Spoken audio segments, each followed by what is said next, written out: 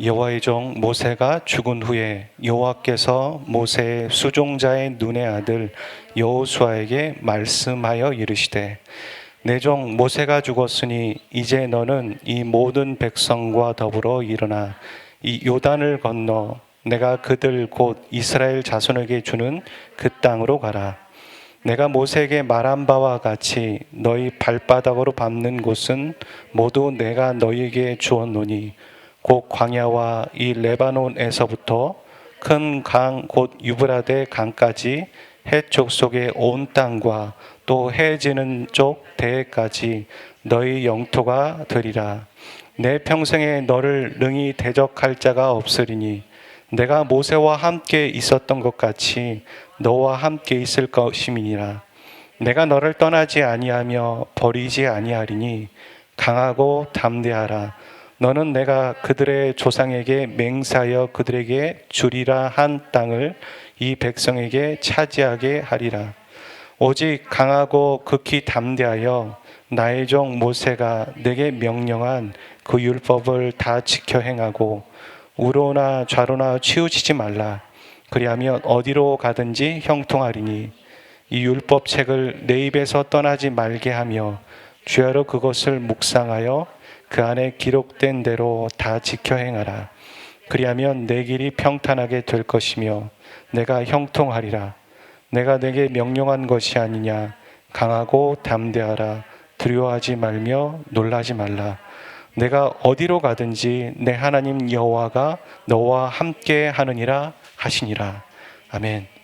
신앙생활에 있어서 성경을 대하는 우리의 실수 중에 하나가 있다고 생각합니다. 물론 여러 가지가 있겠지만 그 중에 하나는 자신 안에 세상적인 정의를 이미 내려놓고 그리고선 그 정의에 대한 해답을 찾기 위해서 성경을 대하는 것입니다. 예를 들어서 복을 받는다라는 것이 있다면 이 세상적인 정의가 있겠죠. 예를 들어서 만사가 형통하는 것, 그것이 복이 될 것이고 자녀가 잘 되는 것, 그리고 풍요롭고 부유한 것, 그것이 어찌 보면 세상적인 기준에서 복이라고 생각합니다. 이런 정의를 이미 내려놓고선 사람들은 그 복을 받기 위한 방법을 성경에서 찾으려고 합니다. 그리고 어떤 리더들은 그것들을 사람들에게 요구하면서 이렇게 하면 복 받는다라고 말합니다. 하지만 이런 복의 정의는 성경적인 정의와는 다른 것이죠. 우리가 가지고 있는 정의들로 우리가 아무렇지도 않게 이때까지 살아왔을지도 모릅니다. 하지만 우리는 그것에 대해서 의심해 봐야 되고 우리가 성경적인 정의로 내리지 않은 것들이 있다면 수정하고 또 고치고 또 성경이 말하고 있는 것을 배울 수 있어야 합니다. 여러분에게 한번 질문을 좀 해봤으면 좋겠는데요. 여러분 강하고 담대하기를 원하십니까? 예, 대부분 다 그러시겠죠. 저는 약하고 소극적이고 위축되기를 원합니다. 그러는 분은 한 분도 없으실 거라고 저는 생각합니다. 저는 강하고 담대하기를 원합니다. 그렇게 말씀하시겠죠. 오늘 말씀에 보면 그 성경이 말하고 있는 강하고 담대한 것이 무엇인가? 그것에 대해서 말하고 있습니다. 저는 성경이 말하고 있는 이 강하고 담대한 것이 무엇인지 알고 2021년 바른 믿음으로 우리가 시작하기를 원합니다. 사람들이 흔히 자신의 강인한 몸을 만드는 데는 이유가 있다고 생각합니다. 첫 번째는 우리가 몸이 약하기 때문에 강하기 위해서, 건강을 위해서 자신의 몸을 강하게 하는 사람들이 있습니다. 하지만 이건 이유만은 아니죠. 다른 이유도 있는데 그거는 다른 사람에게 약해 보이지 않기 위해서 자신을 강하게 만드는 사람도 있습니다. 우리는 세상적으로 볼 때 강하고 담대한 것이다라는 정의를 내릴 때 어떻게 생각하냐면 마치 근육질의 몸을 갖고 또 강하게 외적으로 강하게 하거나 혹은 호신술을 배우거나 아니면 터프한 행동이나 목소리를 하면 강하다고 생각합니다. 혹은 좀 더 나아가서는 우리의 실력을 쌓고 혹은 학력을 높이면은 강하게 되고 담대할 수 있다라고 생각합니다. 물론 우리 그리스도인들도 체력도 키워야 되고 목소리도 담대하게 가져야 되고 어떤 실력도 쌓아야 되고 여러 가지 노력을 안 할 이유는 없습니다. 세상 사람이든 그리스도인이든 그런 구분 없이 우리는 열심히 노력해야 합니다. 준비해야 합니다. 하지만 문제는 무엇이냐면 이 세상을 살아갈 때 우리가 그리스도인이 이것만이, 제가 좀 전에 나열드렸던 이런 것만이 우리를 강하게 하고 담대할 수 있다라고, 그것이 그 힘의 원천이라고 생각하고 산다면 그것은 문제가 있는 것입니다. 사람들을 보십시오. 우리가 생각하는 이런 불우한 것들을 다 채워갔지만 그들은 여전히 불안하고 약해 보이지 않으려고 더 강하게 만들려고 애쓰고 있는 중입니다. 왜냐하면 그것들이 우리를 강하게 하고 담대하게 하는 힘의 원천은 아니기 때문이죠. 오늘 말씀에 나오는 여호수아가 나오는데, 이 말씀의 여호수아는 이스라엘 백성들이 출애굽한 다음에 세워지는 두 번째 리더였습니다. 첫 번째 리더는 모세였고 그 다음이 여호수아입니다. 출애굽한 이스라엘 백성들의 숫자가 남자 정장만 60만이었다. 출애굽기 12장 37절에 그렇게 나오죠. 남자 장정만, 정장이 아니라 남자 장정만 60만이었다. 그렇게 얘기하는데 아마 남녀노소를 합치면 약 200만 정도를 추정들을 합니다. 그러니까 이 많은 사람들의 리더로서 여호수아가 세워지는 것입니다. 여러분, 아마 우리가 이 여호수아의 어떤 부담, 이 무게를 아마 짐작도 못할 것입니다. 그렇게 많은 부담감을 가지고선 리더로 세워지니까 얼마나 부담이 되고 두렵고 떨리기도 하고 그렇겠습니까? 근데 그거를 누구보다도 잘 아시는 하나님은 여호수아에게, 이게 지금 여호수아 1장 1절부터 9절까지가 어찌 보면 여호수아와 하나님 사이의 취임식입니다. 리더 취임식이죠. 그런데 누구보다도 잘 아는 하나님은 여호수아에게 강하고 담대하라, 그렇게 말씀하시면서 무려 3번이나 말씀하고 계십니다. 여러분, 성경에서 얘기하는 이 3번은 횟수적인 의미도 있겠지만 충분히 말했다는 이런 양적인 의미도 갖고 있습니다. 여러분, 한국 사람들은 가위바위보를 할 때 몇 번 합니까? 한 번은 뭔가 아쉽죠. 그리고 5번은 뭔가 많은 것 같고요. 그러니까 3세판을 합니다. 그래야지만 성이 차는 거죠. 그런 것처럼 유대인들에게도 3번이라는 말은 비슷한 의미를 갖고 있습니다.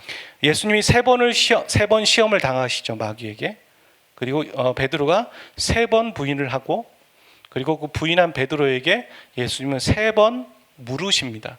이것이 우연이 아니라 그런 문화적인 의미가 있는 것이죠. 그래서 이 3번이라는 건 횟수적인 의미도 있지만 하나님이 여호수아에게 충분히 강하고 담대하라 말씀하셨다라는 것이죠. 그래서 하나님은 이 두려워하는 여호수아에게 충분히 말씀하고 계십니다. 강하고 담대하라. 근데 우리는 여기서 끝나는 것이 아니라 여호수아가 강하고 담대할 수밖에 없는 그 이유와 방법이 이 본문 안에 있다는 것이죠. 그 이유를 찾고 방법을 찾는다면 그건 또한 오늘 우리에게 말씀하시는, 우리가 강하고 담대할 수 있는 이유와 방법을 찾는 것도 똑같다라는 것입니다. 6절에 보면 이렇게 말합니다. 내가 조상들에게 맹세하여 땅을 주겠다는 약속을 내가 지킬 거야. 그러니까 강하고 담대해야 돼. 그렇게 말씀하시고 9절에 보면 내가 내게 명한 거 아니냐. 그러니까 강하고 담대하라. 이렇게 말하고 계신 거죠. 즉 여호수아가 강하고 담대할 수밖에 없는 이유는 무엇이냐면 여호수아 안에 있지 않았습니다. 그 자신 안에 있지도 않았고, 그리고 어떤 환경적인 요인도 아니었습니다. 그건 바로 하나님이 모세와 함께 하신 것처럼 여호수아와도 함께 하시겠다는 하나님의 약속의 말씀이 그 안에 이미 있었기 때문에, 하나님이 그렇게 하시겠다고 하셨기 때문에 여호수아는 강하고 담대할 수 있는 것입니다. 그리고 강하고 담대한 방법도 7절에 나오죠. 여호수아에게 좌로나 우로나 치우치지 말고 말씀대로 이 계명대로 사는 삶을 살게 된다면 비로소 강하고 담대하게 된다라고 말씀하고 계십니다. 오늘 우리도 그렇습니다. 오늘 우리에게 닥치는 수많은 고민들이 있고 선택들이 있고 결정을 해야 할 때가 있습니다. 특히 진로의 문제, 우리 공동체 안에도 진로의 문제로 고민하는 분들이 계시고 직장의 문제들, 이직의 문제로 고민하는 분들도 계시고 당장도 아니고 멀리도 있고 그렇겠죠. 또 결혼의 문제들도 있을 거라고 생각합니다. 크고 작은 것들이 있지만 굵직하게는 이런 부분이 아닐까 저는 생각합니다. 이런 선택을 위해서 우리는 많은 준비도 하고 노력도 해야 합니다. 그리고 정보도 필요합니다. 어떤 것이 좋은지 정보도 알고 사람들과 대화하면서 그런 것들을 수집해 가야겠죠. 이건 당연한 일입니다. 믿음으로 산다는 게 이런 걸 아무것도 안 한다는 얘기가 아닙니다. 오해하고 착각할 수 있는데 다 해야 합니다. 이건 누구나 다 그리스도인이든 그리스도인이 아니든 다 해 나가야 하는 것들입니다. 하지만 그리스도인들은 이 세상 사람들이 하는 것 정도로 자신의 인생을 결정하고 선택하지는 않습니다. 여기서 끝나는 것이 아니라 이 모든 걸 종합해서 자신이 그걸 선택해 가는 것이 아니라 이 모든 것을 종합했지만 최종적인 컨펌, 최종적인 결정은 하나님이 하시는 거라고 믿고 하나님께 맡기는 사람이 그리스도인입니다. 아멘. 그래서 하나님의 말씀을 듣고 선택을 하는 겁니다. 그 말씀을 듣기 위해 우리는 보통 기도를 합니다. 그리고 그 기도를 뭐라고 하냐면 작정 기도라고 하죠. 어느 정도의 시간을 정해놓고, 보통 우리가 그러지 않습니까? 성경에 보면 예수님이 40일을 기도하셨으니까 내가 40일 기도를 하면서 집중하고 하나님께 집중하여서 하나님의 뜻을 묻겠노라. 40일이 조금 먼 것 같으면 한 달, 20일 이런 식으로 해서 작정 기도를 하고 그 시간에 말씀을 읽고 또 하나님께 집중하는 시간을 갖습니다. 기도할 때도 그렇죠. 기도의 태도를 볼 때 우리는 결정해놓고 기도하는 건 기도라고 얘기하지 않습니다. 이미 내가 결정했는데 왜 기도를 하겠습니까? 이미 내가 결정해놓고 하나님이 그 뜻에 맞춰달라고 하는 건 기도라고 얘기할 수 없습니다. 하나님이 오케이 하신다면 움직일 생각을 하고 기도하죠.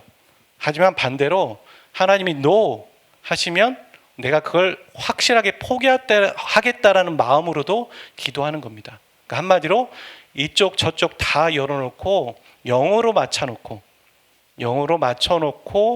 다 열어놓고 하는 것이 기도이지, 이미 한쪽으로 마음을 기울인 다음에 기도하는 건 기도라고 할 수는 없습니다. 물론 우리의 마음이 한쪽으로 기울어졌지만 작정 기도를 하면서 그 기도하는 과정 가운데 영으로 돌아가고 균형을 맞춰갈 때가 있죠. 그리고 비로소 하나님의 뜻을 발견해 가는 것입니다. 그래서 기도해야 합니다. 한쪽으로 치우쳤다 할지라도 그 치우친 마음을 가지고 하나님께 솔직하게 나아가면 되는 것이죠. 그리스도인은 모든 것을 열어놓고 하나님이 최종적인 결정권자라고 믿고 나가는 사람이 그리스도인입니다. 그래서 말씀을 듣는 것이죠. 여러분, 창세기에 나오는 인물 중에 야곱이 있습니다. 이 야곱은 형인 에서를 속이고 아버지를 속여서 장자권을 얻었습니다. 뺏었습니다. 그리고 뒤늦게 이 사실을 안 형은 동생을 죽이려고 하죠. 그런 가운데 야곱은 몸을 피신합니다. 삼촌 집에 가서 오래오래 삽니다. 거의 기억에 잊혀질 정도로 오래 살면서 거기서 결혼도 하고 아이도 낳습니다. 그리고 다시 집에 돌아와야겠다는 생각이 들어서 돌아옵니다. 돌아오는 길이지만 야곱의 마음 안에는 여전히 두려움이 있었습니다. 형이 내가 했던 것을 잊지 않고 나에게 복수하면 어떡하지? 이런 마음이 있었던 거예요. 그래서 매우 두려웠습니다. 그래서 그가 얼마나 두려웠냐면 성경에 보면 이런 얘기가 나옵니다. 자신의 가족과 소유물을 둘로 나눕니다. 둘로 나눠서 이동을 합니다. 그러니까 아버지의 집, 형의 집에 가까웠을 때 둘로 나눠서 이동을 합니다. 왜냐하면 만약에 형이 복수해서 한쪽을 쳐버리면 나머지 한쪽이라도 살아남았으면 좋겠어서 그런 마음으로 두려워서 두 팀을 나눠서 이동하게 합니다. 그리고 이 야복강이라는 강에 건너야 할 때 자신의 가족과 소유물을 다 건너게 했지만 자신은 건너가지 않습니다. 두려웠어요. 두려워서 건너가지 않습니다. 그 장면이 창세기 32장 22절에 나오고 있습니다. 한번 같이 읽어봤으면 좋겠습니다. 24절, 26절 가져왔는데요. 22절은 잊지 말고 같이 한번 읽어보도록 하겠습니다. 시작. 야곱은 홀로 남았더니 어떤 사람이 날이 새도록 야곱과 씨름하다가 그가 이르되 날이 새려하니 나로 가게 하라. 야곱이 이르되 당신이 내게 축복하지 아니하면 가게 하지 아니하겠나이다. 이렇게 말합니다. 혼자 남았는데 어떤 사람과 야곱이 씨름을 하더라는 것입니다. 그 사람이라고 표현한 분은 누구일까?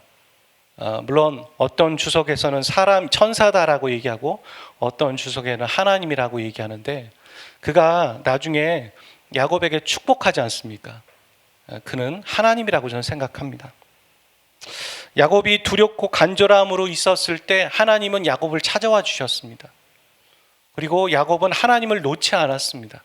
왜냐하면 두려웠기 때문에, 그리고 간절했기 때문에. 그래서 26절은 그렇게 얘기하죠. 당신이 내게 축복하지 않는다면 나는 당신을 놓아줄 수 없습니다. 그렇게 말하는 겁니다. 사람이 하나님과 겨뤄 이기겠습니까? 못 이기죠. 씨름을 한다고 해도 게임이 안 되는 겁니다. 그런데 하나님은 지금 야곱을 만나 주셨고 야곱의 그런 간절함을 인정해 주신 겁니다. 그리고 하나님은 야곱을 축복해 주시고 그의 이름을 바꿔 주십니다. 야곱은 속이는 자잖아요. 네, 이스라엘을 하나님과 겨루어 이겼다라는 이름으로 바꿔 주십니다. 야곱은 지금 마치 아이가 부모에게 떼를 쓰듯 붙잡고 하나님을 놓아주지 않는 그런 간절한 심정으로 하나님께 매달리고 있는 겁니다. 그래서 이렇게 말하는 거죠. 하나님 나에게 축복하지 않으시면 나는 당신을 놓아줄 수 없습니다라는 말은 오늘 우리에게 비추어 생각해 보면 하나님 나에게 약속의 말씀을 주시지 않는다면 나는 한 발짝도 움직일 생각이 없습니다. 하나님의 말씀이 있으셔야지만 나는 움직일 겁니다. 이런 결단과 의지가 야곱에게 있듯 오늘 우리에게 있어야 되는 것이죠. 오늘 우리에게 이런 간절함이 필요하다고 생각합니다. 오늘 우리는 중요한 선택과 결정들 위에 있는데도 이런 간절함이 보이지 않는 이유는 무엇일까? 만약에 우리의 인생에 중요한 결정들을 해야 되는데 우리가 하나님의 말씀의 인도함을 받지 않고 살아가지 않는다면 그 이유를 제가 좀 생각을 해봤거든요. 물론 이 세 가지 외에도 다른 것도 있겠지만 첫 번째는 무엇이냐면 어떻게 말씀의 인도함을 받는지 배운 적이 없는 분들이 계실 수 있죠. 그리고 배웠지만 그렇게 해본 경험이 없는 거죠. 배웠다고 해서 그렇게 해봤다라는 건 다른 얘기지 않습니까? 배웠지만 그렇게 해본 경험이 없고 하나님의 말씀에 응답을 받아본 적이 없는 겁니다. 그렇다면 그렇게 할 수 없겠죠. 올해 그렇게 한번 시작해 보시길 바랍니다. 여러분의 중요한 결정들 앞에서. 두 번째는 우리가 결정해야 될 문제들이 중요하지 않다고 생각하는 거예요. 분명히 중요한데 다른 사람들이 봤을 때 제3자가 봤을 때도 중요한데 본인은 그것에 대한 그런 중요함을 못 느끼는 거죠. 안타까운 일입니다. 그 세 번째는 내가 하나님에 대한 믿음이 부족한 거예요. 그래서 굳이 이런 것 가지고 그렇게 해야 되나? 내가 가지고 있는 세상적인 기준과 힘과 강인함과 그렇게 해줄 만한 어떤 아우라가 다 있는데 이렇게 선택하면 되지. 그렇게 해왔잖아 라고 생각하면서 말씀의 인도함을 받아야 될 필요를 못 느끼는 거죠. 그런 거라고 생각합니다. 여러분은 어디에 해당되십니까? 어떤 결정이든 여러분의 인생에서도 그렇죠. 경험에서도 어떤 좋은 결정을 한다고 해도 그 결정에는 항상 좋은 일과 나쁜 일이 따릅니다. 그렇죠? 좋은 일과 나쁜 일을 항상 같이 따라오기 마련입니다. 그런데 보통 사람들은 어떤 생각을 갖고 있냐면 내가 어떤 선택을 했을 때 나쁜 일이 생기면 그건 잘못된 선택이라고 생각하는 거죠. 그래서 내가 기도하고 하나님의 응답을 받았다고 했는데도 어려운 일이 오면 이거 잘못된 선택이었나 봐 이렇게 생각하고 있는 거, 그거 큰 잘못입니다. 여러분, 하나님이 아브라함에게 그런 말씀을 하시죠. 야, 아비 집을 떠나서 아비 집을 떠나, 본토 친척 아비 집을 떠나, 그렇게 말씀을 하셨지만 어디로 가야 될지는 알려주시지는 않으셨어요.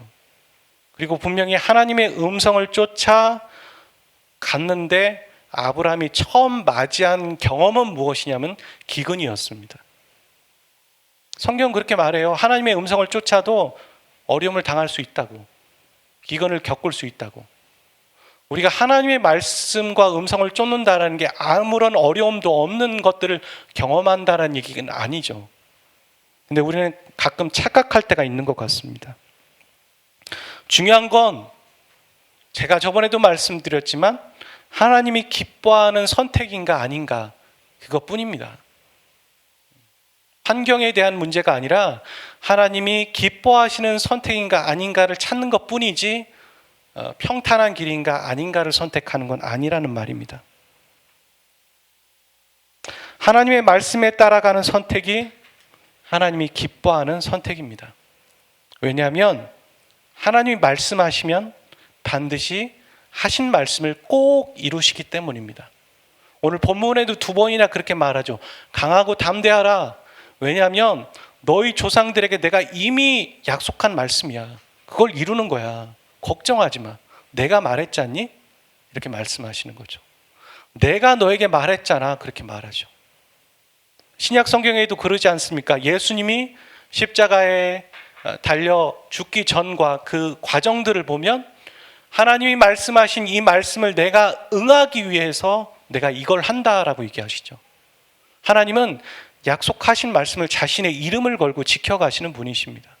그러니까 우리의 인생에서 중요한 건 어떤 직장 상사가 또 어떤 어디에서 좋은 소식이 들렸다에 기쁜 게 아니라 아무런 변화가 없다 할지라도 나의 인생 가운데 하나님의 약속의 말씀이 떨어졌다면 그걸로 기쁠 수 있는 겁니다. 왜냐하면 당장은 변하지 않아도 하나님 분명히 그것을 이루시기 때문입니다. 오늘 저와 여러분의 인생 가운데 그런 믿음이 있으시기를 주의 이름으로 축복드립니다. 저의 이야기를 좀 잠깐 하고 말씀을 마치려고 해요. 저는 원래 모교회가 성결교회 출신입니다. 초등학교 3학년 때부터 다녔습니다. 그러다가 직장 생활을 그만두고 신학교를 들어가야 할 때 저는 침례신학대학교 침신대를 선택했습니다. 그런데 2학년쯤 되었을 때 정말 최종적인 선택을 해야 한다고 하더라고요, 사람들이요. 그러니까 정말 네가 성결교회를 다니고 있지만 그리고 신학교는 침신대를 다니고 있으니까 양자택일을 해라, 그런 얘기를 했습니다. 그리고 모교회 목사님께서, 저의 모교회 목사님께서는 저한테 성결교회로 편입하라고, 그럼 내가 많은 것들을 지원해 주겠다라고 말씀해 주셨습니다. 한편으로는 침례신학대학교 신학 공부를 했으니까 2학년쯤 되었으니까 침례도 받아야 될 것 같고 또 신학했으니 사역도 나가야 될 것 같고 뭔가 좀 어디를 가야 될지 참 고민이 많았습니다. 결정하기 쉽지 않았습니다. 성결교회를 선택한다면 아마 호러머니를 떠나서 타지로 유학을 가야 했겠죠. 하지만 학비 지원을 받을 수 있었습니다. 그리고 침례교를 선택한다면 학비 지원은 못 받겠지만 대전에서 공부를 할 수 있었고 이미 제가 공부했던 어떤 백그라운드 안에서 계속 공부를 이어갈 수 있었겠죠. 그래서 저는 침례신학대학교, 침례교회 신학이 좋았습니다. 그래서도 선택한 부분이 있었습니다. 그때 30대였던 저로서는 지금은 어땠는지 모르겠지만 30대였던 저로서는 결정하기가 쉽지 않았습니다. 어떤 것이 나에게 참 좋은 선택일까 고민이 많이 들었습니다. 하지만 어떤 선택이 나에게 좋은 걸까 고민보단 그것보다 더 많은 고민은 뭐였냐면 하나님이 정말 기뻐하시는 선택은 뭘까? 그걸 알고 싶은데 그걸 잘 모르겠어서 참 고민이 되었고 오랜 시간 좀 생각했던 것 같습니다. 그러면서 제가 한 것은 무엇이었냐면 작정 기도였습니다. 그래, 언제부터 언제까지 시간을 정해놓고 내가 시간의 날짜를 정해놓고 기도하자. 그리고 하나님의 뜻을 묻고 집중해보자. 그렇게 했습니다. 결정하려면 길지 않은 시간이 남았지만, 그러니까 길진 않았거든요. 결정을 해야 할 시간이. 하지만 제가 여기서 인간적으로 결정한다면 후회할 것 같았어요. 그래서 기도하자. 그런 마음으로 집중했습니다. 기도했습니다. 그리고 매일매일 말씀을 묵상했고 드려지는 예배에 집중했습니다. 우리가 그렇지 않습니까? 그냥 예배 드리러 오지만 우리가 어떤 문제가 있어서 기도할 때든 예배 드릴 때든 사람이 눈빛이 달라지잖아요. 그만큼 집중한다라는 것이죠. 그러다가 매일 보던 묵상 본문인데 이렇게 큐티책을 이렇게 넘겨가는데 그날따라 그 본문 말씀이 확 튀어나왔습니다.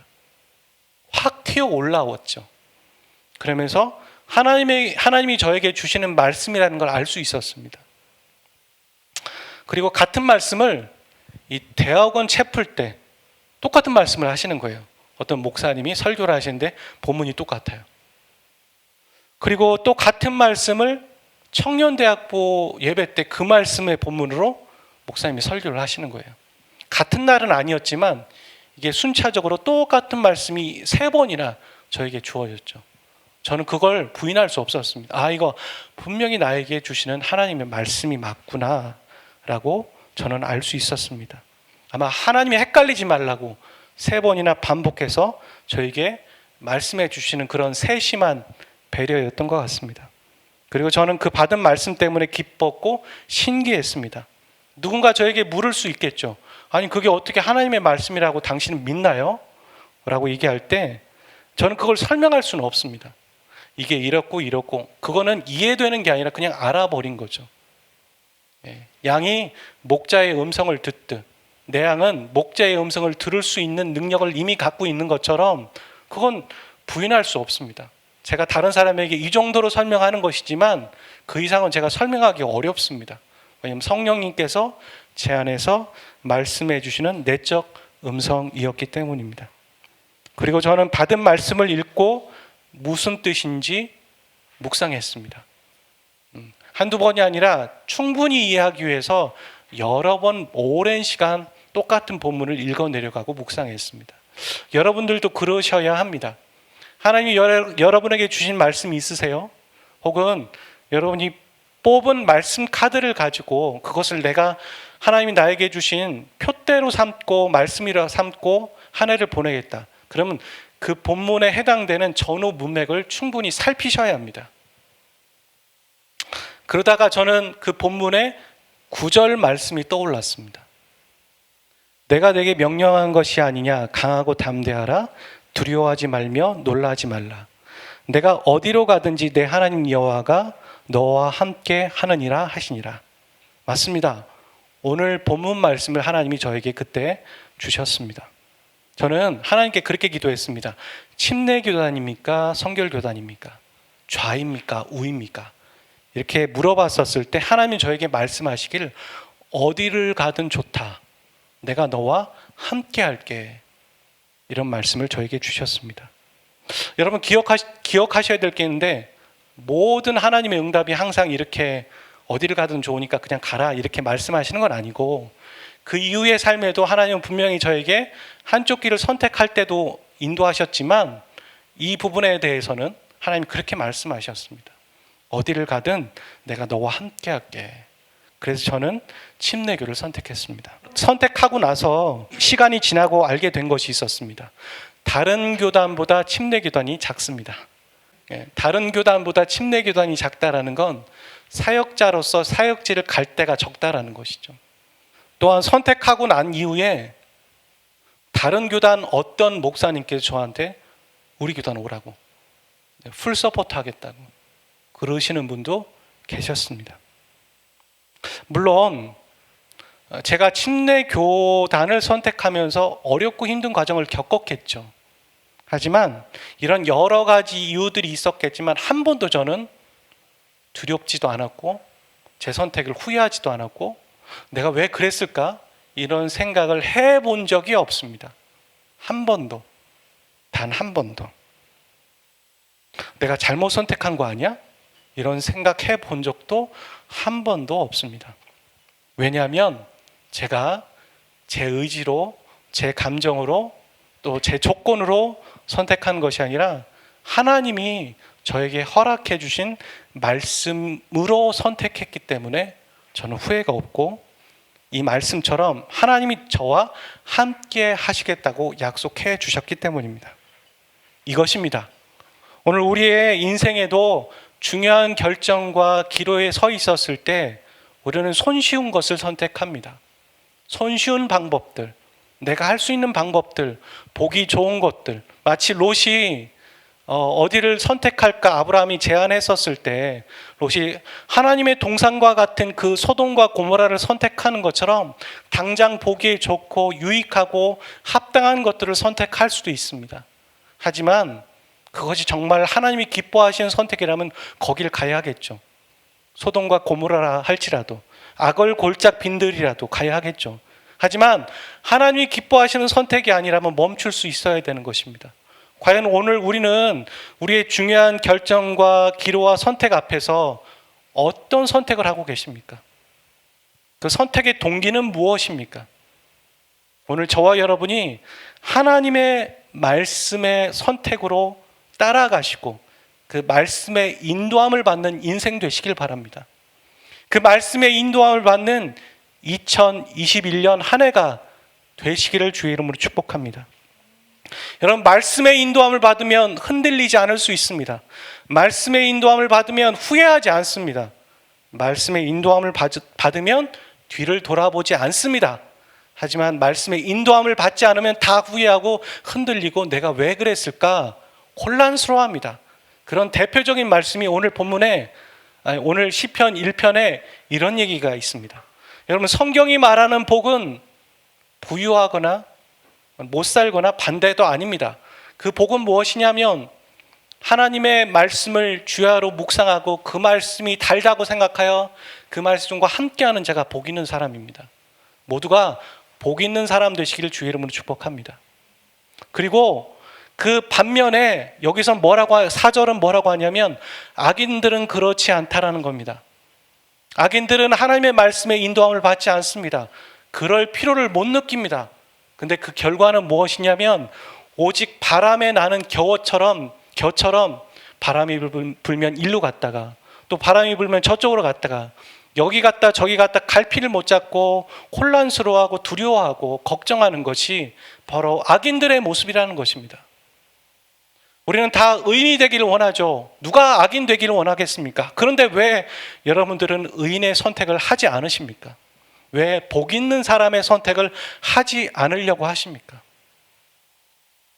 여러분, 하나님의 말씀에 인도함을 받으십시오.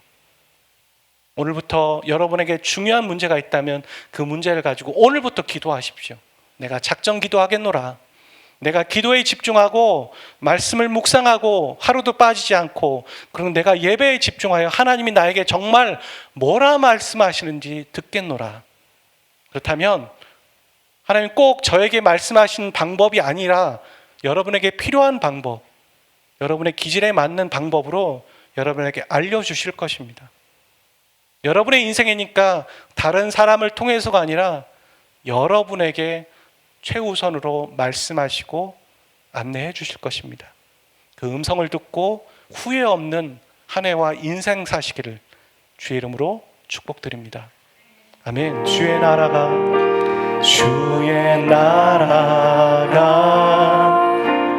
임할 때 하나님 임재하실 때 예배가 회복되리라.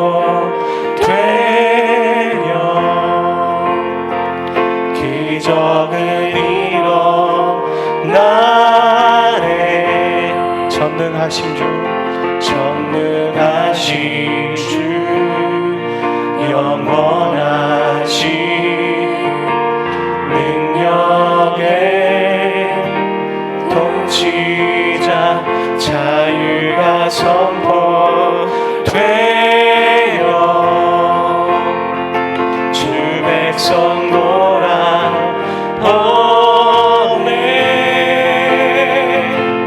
하나님 나라 임하소서. 영광과 존귀 능력과 위엄, 놀라운 사랑의 기적의 하나님, 지금이. 우리 손 들고 찬양합니다. 하나님 나라, 하나님 나라 임하소서. 영광과 존귀 능력과 위엄, 놀라운 사랑의 기적의 하나님, 지금 이곳에 선포합시다. 주 높고 위대하심을, 주 높고 위대하심을 크게 외쳐 선포하네. 만왕의 왕 주 하나님, 지금 어서 주 높고 위대하심을, 주 높고 위대하심 크게 외쳐 선포하네. 만왕의 왕 주 하나님, 지금 오소서. 하나님 나라, 하나님 나라 임하소서. 영광과 존귀 능력과 위엄, 놀라운 사랑의 기적의 하나님, 지금. 놀라운 사랑의 기적의 하나님, 하나님 나라 오소서. 하나님 나라 임하소서. 영광과 존귀 능력과 위엄, 놀라운 사랑의 기적의 하나님, 지금 이곳에 오소서. 같이 기도합니다. 하나님 오시옵소서. 우리 마음 가운데 세상적인 조건과 환경으로 우리의 인생을 선택해 가려고 하는 우리의 무지함과 어리석음이 있습니다. 하나님, 내가 예수님으로 인해서 다시 태어났고 나의 인생은 주님의 것인데 주님의 선택을 하고 주님이 기뻐하시는 선택을 하며 말씀의 인도함을 받아야 되는 선택을 해야 되지만, 나는 여전히 세상의 욕심과 세상의 기준으로 선택하고 있는 나의 인생을 주님 앞에 회개합니다. 말씀의 인도함을 받지 않으려는 나의 모습을 회개합니다. 주님, 내 마음 가운데 오시옵소서. 나에게 말씀하여 주시옵소서. 나를 이끌어 주시옵소서. 우리 그렇게 주님 앞에 나아가며 기도하도록 하겠습니다. 사랑의 아버지 하나님, 나의 모습 가운데 하나님의 말씀의 인도함을 받지 않으려는 이 모습들이 있으며, 하나님 내 뜻과 나의 의지와 나의 결단과 나의 합리로 선택하려고 하는 나의 모습을 주님 앞에 회개하며 나갑니다. 주님 오시옵소서. 우리의 인생 가운데 오시옵소서. 우리의 인생 가운데 오셔서 우리의 예배가 회복되게 하시고 우리의 기도가 진실되게 하여 주시며, 하나님 우리의 기도의 깊이가 깊어지게 하여 주시고, 우리가 말씀의 인도함을 받는 것이 무엇인지 알고 그것에 우선순위를 떠서 나아갈 수 있는 인생 되게 하시옵소서. 하나님 말씀을 읽는 것을 소홀히 하지 않게 하여 주시고, 주의 음성을 듣는 귀가 열리게 도와주시며, 하나님 내 인생 가운데 하나님이 일하시는 그 모습들의 은혜를 보게 하여 주시고, 그것을 이해하고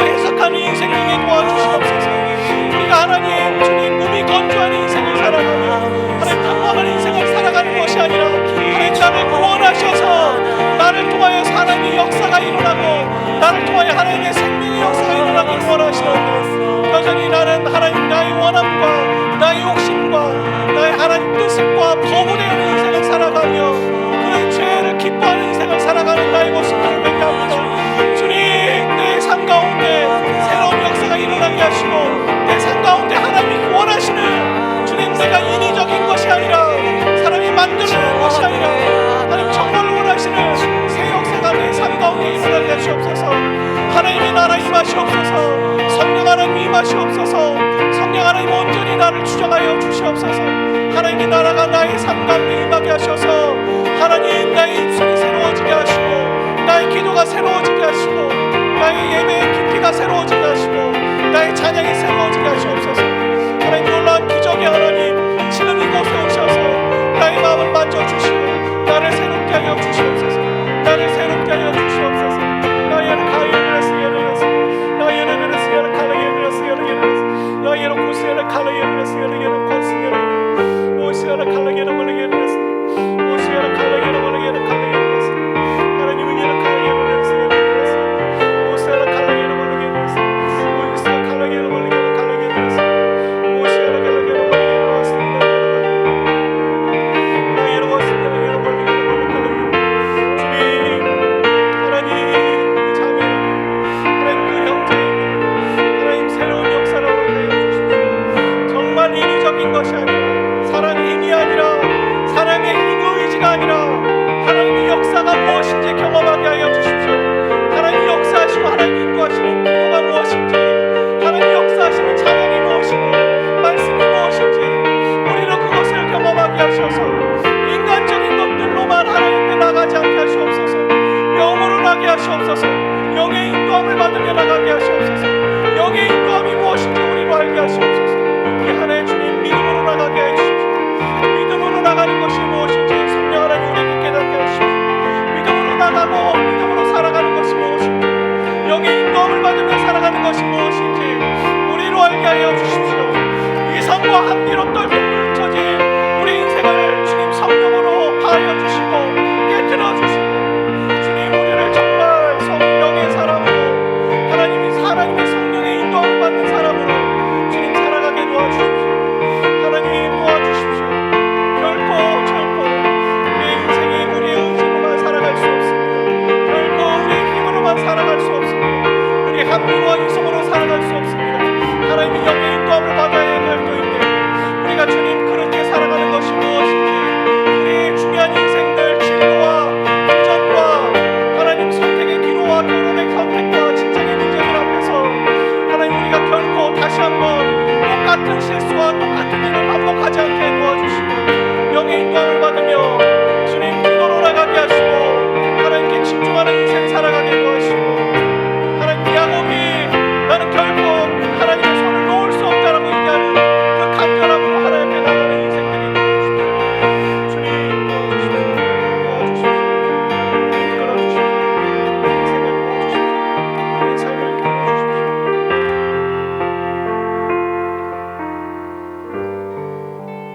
오늘 저와 여러분의 인생 가운데 중요한 결정들을 하나님 앞에 작정하며 기도로 시작하시길 바랍니다. 예배에 집중하고 말씀을 놓지 않고 내 손에서 주야로 묵상하는 자가 복이 있는 자입니다. 우리가 바람에 흔들리지 않기 위해서 세상적인 정보와 옆에 있는 가족과 사람들의 말에 휘둘리지 않기 위해서는 우리가 단단해지기 위해서 갑옷을 입는 것이 아니라 하나님의 말씀으로 무장하는 수밖에 없습니다. 우리는 이미 넘지 못할 강을 넘어왔습니다. 애굽을 바라보지 마십시오. 애굽이 부럽다고 생각하지 마십시오. 거기는 생명이 없습니다. 지금의 이 광야가 하나님과 독대할 수 있는 유일한 최선의 선택이고 행복한 곳입니다. 이 광야의 길을 잘 지나가야지만 가나안 땅을 들어갈 수 있습니다. 가나안 땅은 광야보다 훨씬 어렵습니다. 여러분이 지금 그 가나안 땅을 들어갈 수 있다라고 장담하는데 하나님 보시기에는 그곳을 갈 수 없다라고 말씀하고 계십니다. 그래서 이 광야의 시간들이 필요합니다. 이 광야의 시간들을 충분히 가집시다. 홀로 있는 시간, 괴로운 시간, 외로운 시간, 힘든 시간, 재정이든 사람이든 훈련받는 시간, 그 훈련의 시간을 톡톡히 감당해야 우리는 또 여호수아와 같은 사람이 되어서 또 다른 믿음의 세대를 일으킬 수 있습니다. 모세의 군대는 불평하고 원망했지만 여호수아를 따르는 군대들은 순종하는 군대였습니다. 성경의 역사로 극명하게 나눠지는 세대들입니다. 오늘 우리가 어떤 세대로 살아가기를 원하십니까? 믿음의 세대로 살아갑시다. 영의 사람으로 영의 인도함을 받는 것이 무엇인지 알아가기로 결정합시다. 오늘 우리는 이성과 합리로 똘똘 뭉쳐진 사람들입니다. 빈틈이 없습니다. 성령이 일하실 수 있는 공간이 없습니다. 그럴 수 있도록 하나님은 우리에게 시련과 고난을 주시면서 힘을 빼라고 말씀하십니다. 그 힘을 빼라는 말씀에 우리는 오해하며 하나님이 왜 이러시는지 말하고 있습니다. 초점이 다릅니다. 힘을 빼십시오. 내가 하려고 하는 것들을 힘을 빼십시오. 그리고 하나님이 어떻게 하시나 여유를 가지고 여백을 가지십시오. 멈추십시오. 그리고 기도하십시오. 하나님께만 초점을 맞추십시오. 하나님, 나에게 축복하지 않으신다면 나는 하나님을 결코 놓을 수 없습니다. 하나님이 나에게 말씀하지 않으신다면 나는 결코 이 자리를 한 발자국도 움직일 수 없습니다. 말씀하여 주십시오. 그 믿음으로 살아가는 한 해 되겠습니다. 사랑의 아버지 하나님, 이 결단 위에 함께하여 주십시오. 이제는 우리 주 예수 그리스도의 은혜와 아버지 하나님의 극진하신 사랑하심과 성령님의 인도함을 받기로 결정하는 여기 있는 모든 예배자들, 이 영상으로 예배드리는 모든 예배자들 그 심령 위에 이제부터 영원까지 항상 함께 하시기를 간절히 축원하옵나이다. 아멘.